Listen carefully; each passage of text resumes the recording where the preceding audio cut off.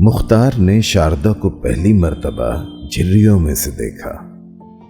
वो ऊपर कोठे पर कटी हुई पतंग लेने गया तो उसे झिर्रियों में से एक झलक दिखाई दी। सामने वाले मकान की बलाई मंजिल की खिड़की खुली थी। एक लड़की डोंगा हाथ में लिए नहा रही थी।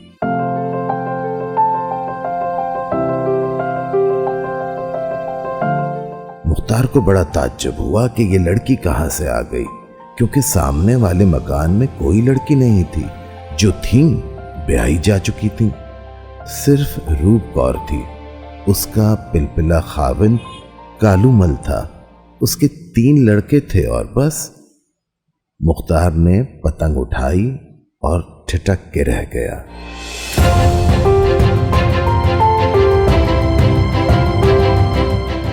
लड़की बहुत खूबसूरत थी। उसके नंगे बदन पर सुनहरे रुएं थे। उनमें फंसी हुई पानी की नन्ही नन्ही बूंदनियां चमक रही थी।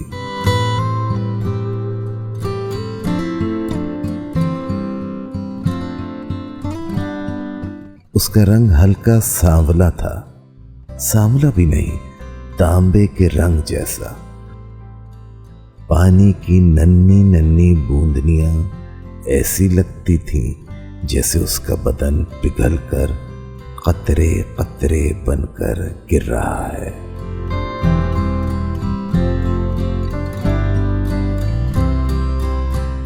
मुख्तार ने झिर्रियों के सुराखों के साथ अपनी आंखें जमा दी और उस लड़की को जो डोंगा हाथ में लिए नहा रही थी दिलचस्पी और गौर से देखना शुरू कर दिया।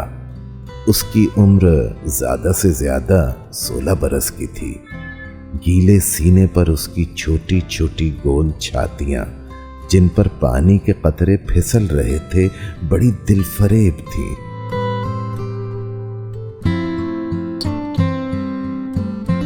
उसको देखकर मुख्तार के दिलो दिमाग में सिफली जज्बात पैदा ना हुए।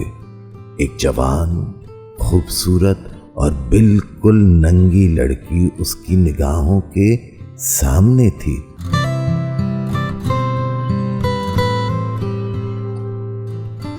होना ये चाहिए था कि मुख्तार के अंदर शहवानी हिजान बर्पा हो जाता, मगर वो बड़े ठंडे इन्हिमाक से उसे देख रहा था, जैसे किसी मुसव्विर की तस्वीर देख रहा है। लड़की के निचले होंठ के इख्तितामी कोने पर बड़ा सा तिल था, बेहद मतीन, बेहद संजीदा, जैसे वो अपने वजूद से बेखबर है, लेकिन दूसरे उसके वजूद से आगाह हैं, सिर्फ इस हद तक कि उसे वहीं होना चाहिए था जहां के वो था।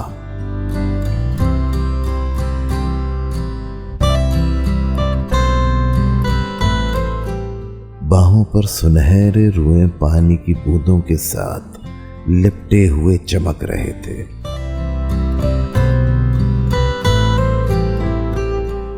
उसके सर के बाल सुनहरे नहीं, भोसले थे, जिन्होंने शायद सुनहरे होने से इनकार कर दिया था।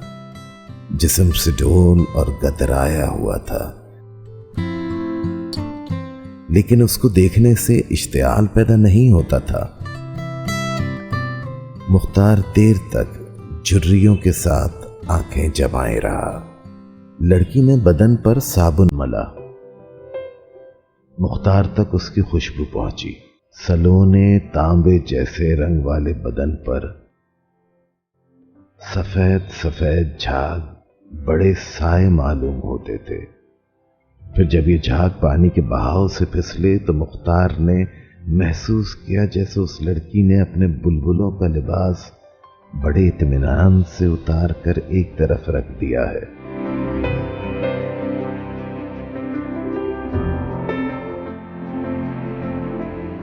गुस्ल से फारिग होकर लड़की ने तौलिए से अपना बदन पोंछा। बड़े सुकून और इत्मीनान से आहिस्ता आहिस्ता कपड़े पहने। खिड़की के डंडे पर दोनों हाथ रखे और सामने देखा। एकदम उसकी आंखें शर्माहट की झीलों में गर्क हो गईं। उसने खिड़की बंद कर दी। मुख्तार बेख्तियार हंस पड़ा। लड़की ने फौरन खिड़की के पट खोले और बड़े गुस्से में झिर्रियों की तरफ देखा। मुख्तार ने कहा, मैं कसूरवार बिल्कुल नहीं, आप क्यों खिड़की खोल कर नहा रही थी? लड़की ने कुछ न कहा। गैज़ आलूद निगाहों से झिर्रियों को देखा और खिड़की बंद कर ली।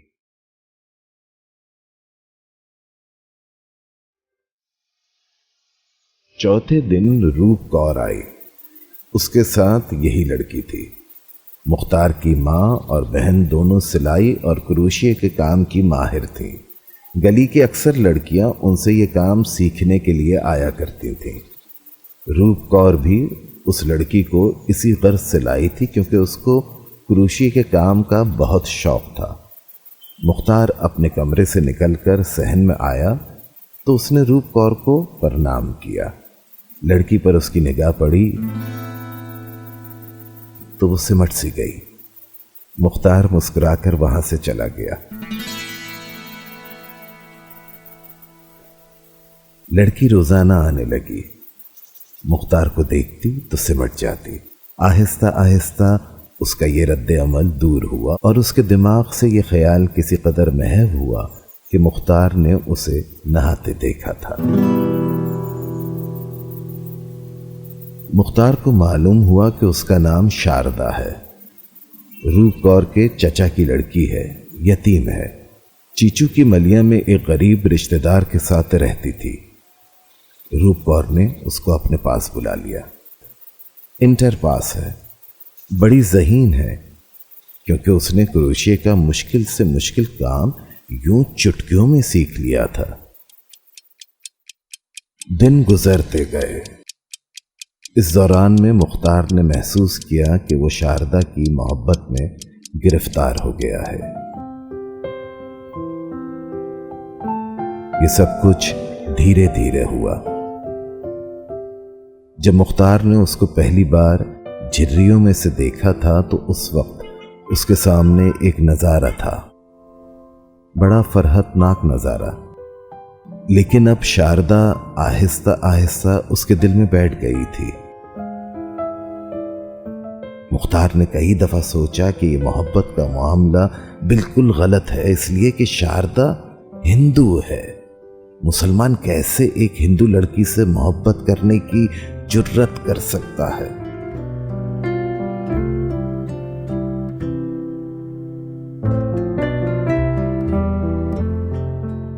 मुख्तार ने अपने आप को बहुत समझाया, लेकिन वह अपने मोहब्बत के जज्बे को मिटा ना सका। शारदा अब उससे बातें करने लगी थी, मगर खुल के नहीं। उसके दिमाग में मुख्तार को देखते ही ये एहसास बेदार हो जाता था कि वो नंगी नहा रही थी और मुख्तार झिर्री में से उसे देख रहा था। एक रोज घर में कोई नहीं था। मुख्तार की माँ और बहन दोनों किसी अजीज के 40वें पर गई हुई थी। शारदा हस्बे मामूल अपना थैला उठाए सुबह 10 बजे आई। मुख्तार सहन में चारपाई पर लेटा अखबार पढ़ रहा था।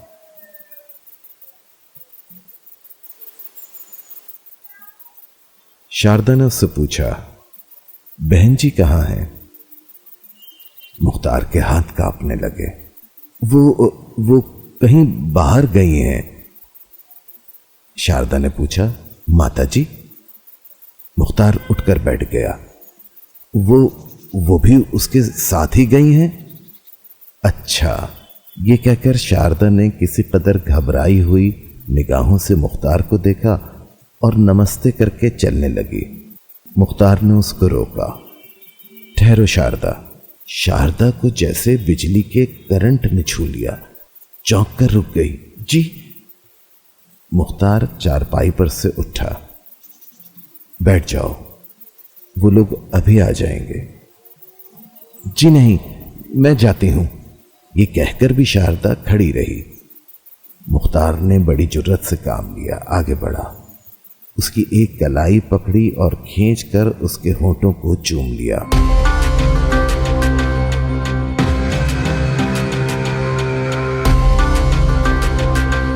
ये सब कुछ इतनी जल्दी हुआ कि मुख्तार और शारदा दोनों को एक लहजे के लिए बिल्कुल पता ना चला कि क्या हुआ है।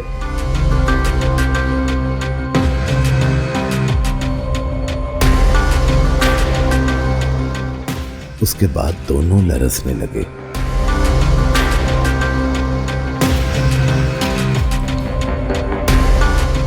मुख्तार ने सिर्फ इतना कहा, मुझे माफ कर देना।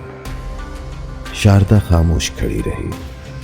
उसका तांबे जैसा रंग सुर्खी माइल हो गया। होठों में खफीफ सी कपकपाहट थी, जैसे वो छेड़े जाने पर शिकायत कर रहे हैं। मुख्तार अपनी हरकत और उसके नताइज भूल गया। उसने एक बार फिर शारदा को अपनी तरफ खींचा और सीने के साथ भींच लिया। शारदा ने मुज़ाहमत न की। वो सिर्फ मुजस्मा हैरत बनी हुई थी। वो एक सवाल बन गई थी, एक ऐसा सवाल जो अपने आप से किया गया हो।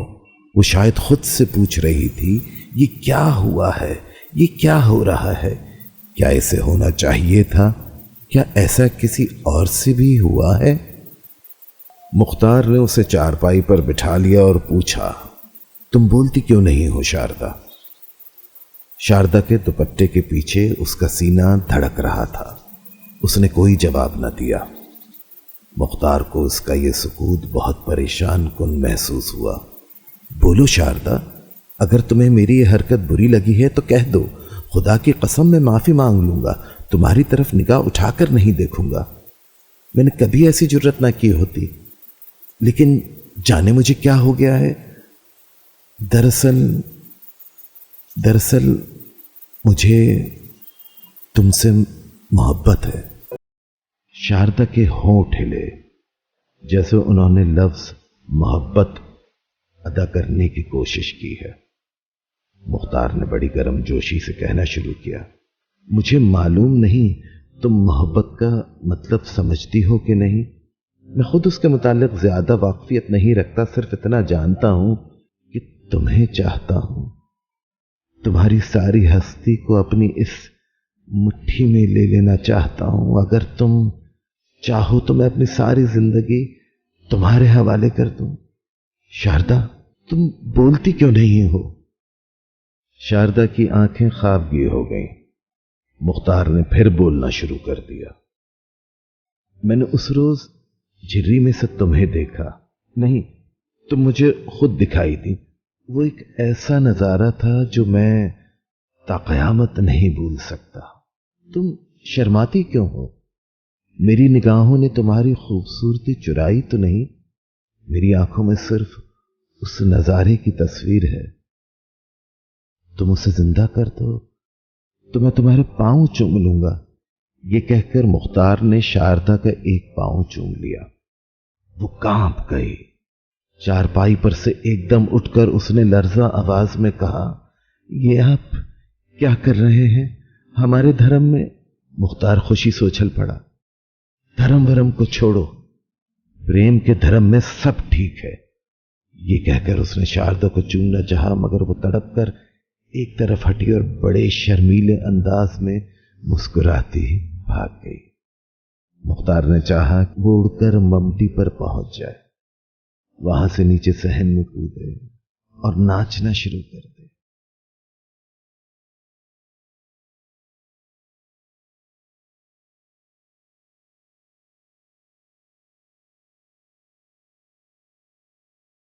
मुख्तार की वालिदा और बहन आ गईं तो शारदा आई। मुख्तार को देखकर उसने फौरन निगाहें नीची कर ली। मुख्तार वहां से खिसक गया कि राज अफशा ना हो। दूसरे रोज ऊपर कोठे पर चढ़ा। झिर्री में से झांका तो देखा कि शारदा खिड़की के पास खड़ी बालों में कंघी कर रही है। मुख्तार ने उसको आवाज दी, शारदा। शारदा चौंकी। कंघी उसके हाथ से छूटकर नीचे गली में जा गिरी। मुख्तार हंसा।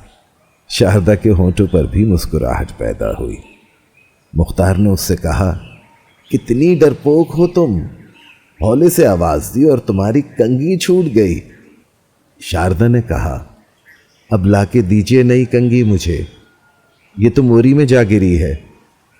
मुख्तार ने जवाब दिया, अभी लाऊं? शारदा ने फौरन कहा, नहीं नहीं, मैंने तो मजाक किया था। मैंने भी मजाक किया था। तुम्हें छोड़कर मैं कंघी लेने जाता? कभी नहीं। शारदा मुस्कुराई, मैं बाल कैसे बनाऊं? मुख्तार ने झिर्री के सुराखों में अपनी उंगलियां डाली। ये मेरी उंगलियां ले लो। शारदा हंसी। मुख्तार का जी चाहा कि वो अपनी सारी उम्र इस हंसी की छांव में गुजार दे। शारदा, खुदा की कसम तुम हंसी हो, मेरा रुआ रुआ शादमा हो गया है। तुम क्यों इतनी प्यारी हो? क्या दुनिया में कोई और लड़की भी तुम जितनी प्यारी होगी? ये कमबख्त झिर्री, ये मट्टी के जलील पर्दे, जी चाहता है इनको तोड़ फोड़ दूं। शारदा फिर हंसी। मुख्तार ने कहा, यह हंसी कोई और न देखे, कोई और न सुने। शारदा, शारदा, सिर्फ मेरे सामने हंसना, और कभी हंसना हो तो मुझे बुला लिया करो। मैं इसके इर्द गिर्द अपने होठों की दीवारें खड़ी कर दूंगा। शारदा ने कहा, आप बातें बड़ी अच्छी करते हैं, तो मुझे इनाम दो। मोहब्बत की एक हल्की सी निगाह इन झिर्रियों से मेरी तरफ फेंक दो। मैं उसे अपनी पलकों से उठाकर अपनी आंखों में छुपा लूंगा। मुख्तार ने शारदा के अक्ब में दूर एक साया देखा और फौरन झिर्री से हट गया। थोड़ी देर बाद वापस आया तो खिड़की खाली थी। शारदा जा चुकी थी।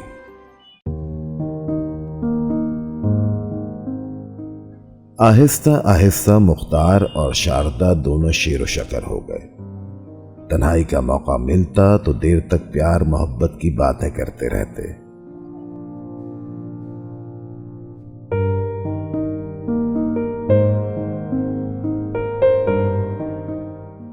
एक दिन रूप कौर और उसका खाविन लाला कालू मल कहीं बाहर गए हुए थे। मुख्तार गली में से गुजर रहा था कि उसको एक कंकर लगा।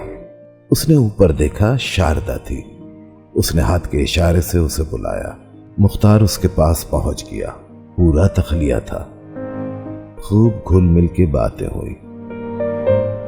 मुख्तार ने उससे कहा, उस रोज मुझसे गुस्ताखी हुई थी और मैंने मुआफी मांग ली थी। आज फिर गुस्ताखी करने का इरादा रखता हूं, लेकिन माफी नहीं मांगूंगा। और अपने होंठ शारदा के कपकपाते हुए होंठों पर रख दिए।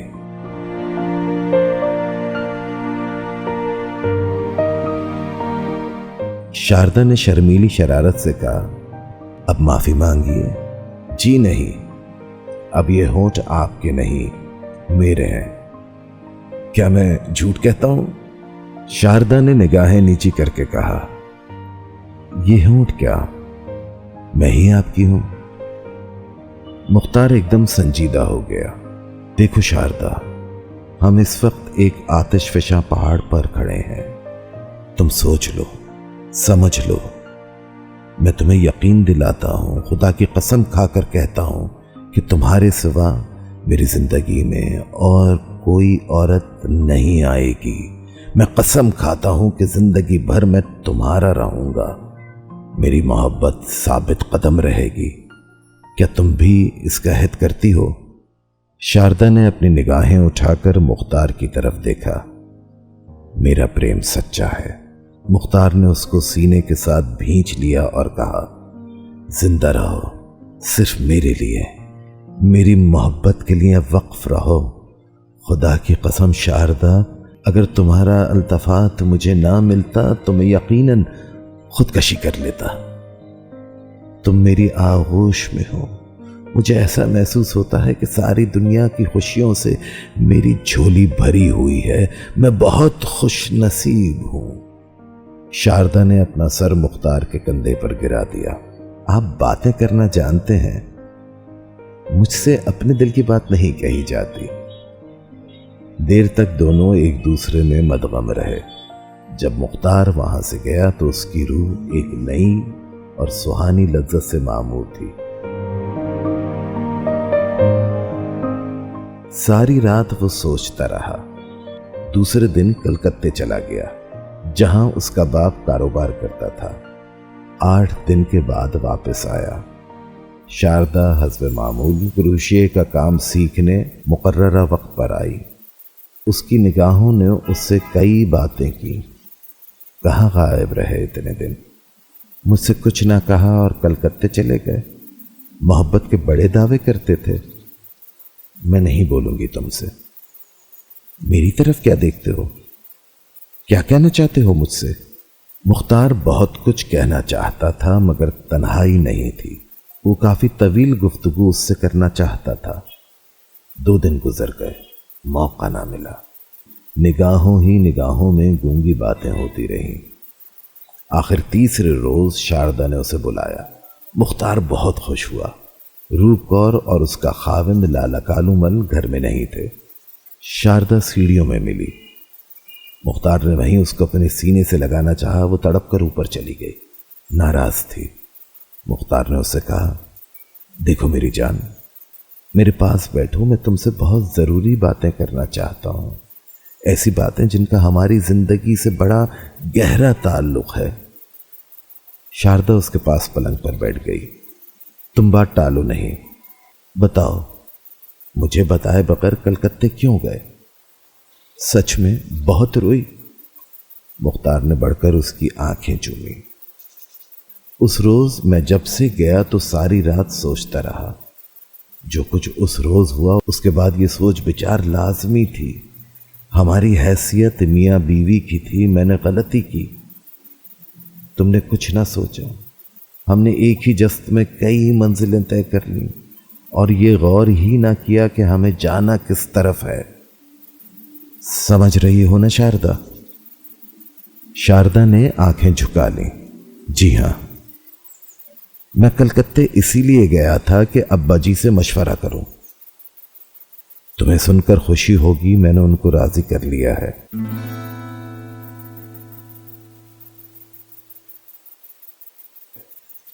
मुख्तार की आंखें खुशी से चमक उठी। शारदा के दोनों हाथ अपने हाथों में लेकर उसने कहा, मेरे दिल का सारा बोझ हल्का हो गया है। मैं अब तुमसे शादी कर सकता हूं।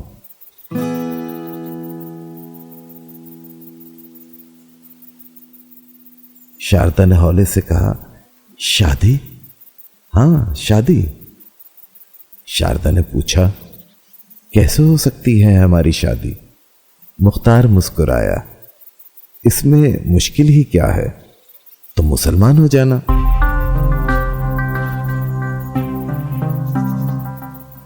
शारदा एकदम चौंकी। मुसलमान? मुख्तार ने बड़े इत्मीनान से कहा, हाँ हाँ, इसके अलावा और हो ही क्या सकता है। मुझे मालूम है कि तुम्हारे घर वाले बड़ा हंगामा मचाएंगे, लेकिन मैंने उसका इंतजाम कर लिया है। हम दोनों यहां से गायब हो जाएंगे, सीधे कलकत्ते चलेंगे। बाकी काम अब्बा जी के सुपुर्द है। जिस रोज वहां पहुंचेंगे उसी रोज मौलवी बुलाकर तुम्हें मुसलमान बना देंगे। शादी भी उसी वक्त हो जाएगी।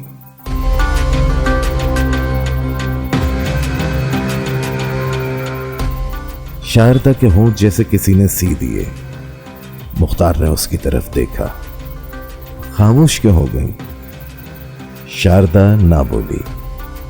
मुख्तार को बड़ी उलझन हुई। बताओ शारदा, क्या बात है?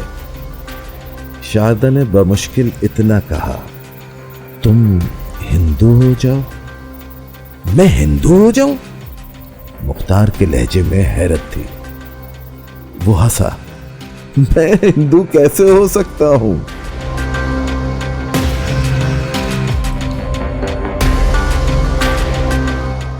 मैं कैसे मुसलमान हो सकती हूं? शारदा की आवाज मध्यम थी। तुम क्यों मुसलमान नहीं हो सकती? मेरा मतलब है कि तुम मुझसे मोहब्बत करती हो। इसके अलावा इस्लाम सबसे अच्छा मजहब है। हिंदू मजहब भी कोई मजहब है? गाय का पेशाब पीते हैं, बुत पूजते हैं। मेरा मतलब है कि ठीक है अपनी जगह ये मजहब भी, मगर इस्लाम का मुकाबला नहीं कर सकता। मुख्तार के ख्यालात परेशान थे।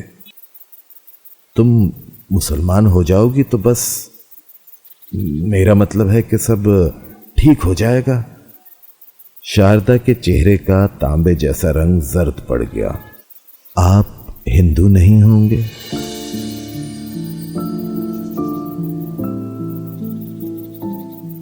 मुख्तार हंसा। पागल हो तुम। शारदा का रंग और जर्द पड़ गया। आप जाइए, वो लोग आने वाले हैं। ये कहकर वो पलंग पर से उठी। मुख्तार मुतहय्यर हो गया। लेकिन शारदा, नहीं नहीं, जाइए आप, जल्दी जाइए, वो आ जाएंगे। शारदा के लहजे में बेअतनाई की सर्दी थी। मुख्तार ने अपने खुश्क हलक से बमुश्किल ये अल्फाज निकाले, हम दोनों एक दूसरे से मोहब्बत करते हैं। शारदा, तुम नाराज क्यों हो गई? जाओ, चले जाओ। हमारा हिंदू मजहब बहुत बुरा है, तुम मुसलमान बहुत अच्छे हो। शारदा के लहजे में नफरत थी। वो दूसरे कमरे में चली गई और दरवाजा बंद कर दिया। मुख्तार अपना इस्लाम सीने में दबाए वहां से चला गया।